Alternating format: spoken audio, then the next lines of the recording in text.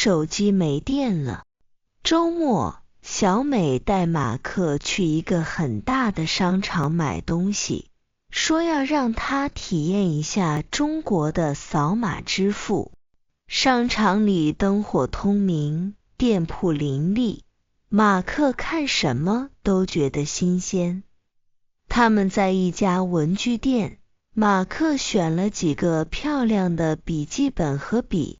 到收银台付款时，小美笑着演示了扫码支付，手机滴一声就完成了付款。马克觉得太神奇了，迫不及待地想亲自尝试。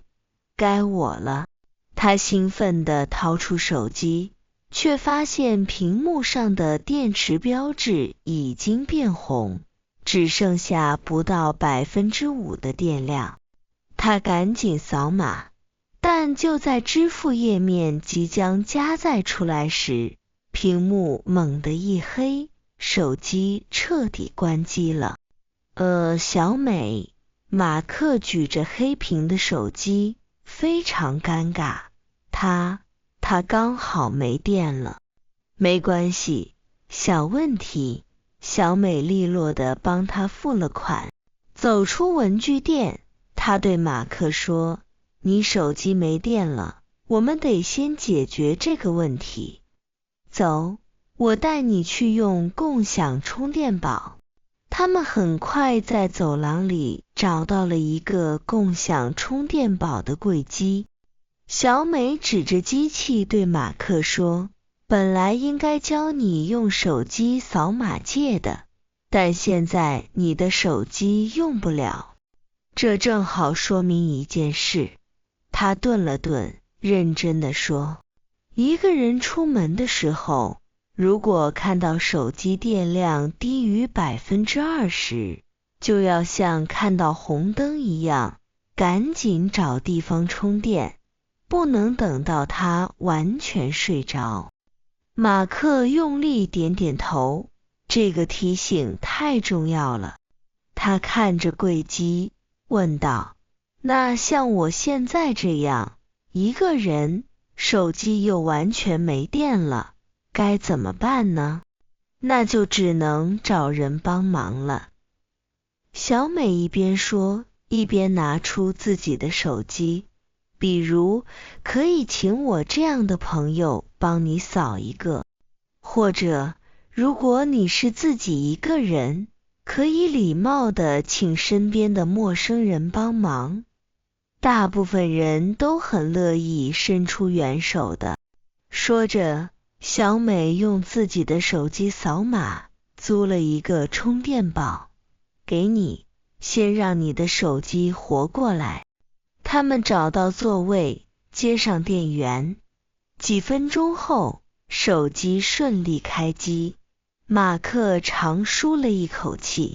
在小美的指导下，他用自己的手机完整地操作了一遍租借和归还流程，并仔细记住了充电宝柜机的样子。今天这堂课真惊险，马克感慨道。我学会了3件事。第一，怎么用共享充电宝。第二，出门前必须检查电量。第三，也是最重要的，电量告急要提前找救兵，千万别犹豫。小美笑着为他鼓掌，总结得非常好。毕业啦。这次经历让马克印象深刻。离开商场时，他看着自己60%的电量，感觉格外安心。他不仅学会了一项新技能，更懂得了一个在数字时代生活的宝贵经验。手机没电了。周末，小美带马克去一个很大的商场买东西，说要让他体验一下中国的扫码支付。商场里灯火通明，店铺林立，马克看什么都觉得新鲜。他们在一家文具店，马克选了几个漂亮的笔记本和笔。到收银台付款时，小美笑着演示了扫码支付，手机滴一声就完成了付款。马克觉得太神奇了，迫不及待地想亲自尝试。该我了，他兴奋地掏出手机，却发现屏幕上的电池标志已经变红，只剩下不到5%的电量。他赶紧扫码，但就在支付页面即将加载出来时，屏幕猛地一黑，手机彻底关机了。小美，马克举着黑屏的手机，非常尴尬。他刚好没电了。没关系，小问题。小美利落地帮他付了款。走出文具店，他对马克说：“你手机没电了，我们得先解决这个问题。走，我带你去用共享充电宝。”他们很快在走廊里找到了一个共享充电宝的柜机。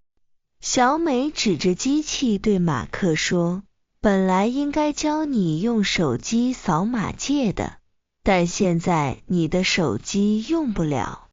这正好说明一件事。”他顿了顿，认真地说：“一个人出门的时候，如果看到手机电量低于20%，就要像看到红灯一样，赶紧找地方充电，不能等到它完全睡着。”马克用力点点头，这个提醒太重要了。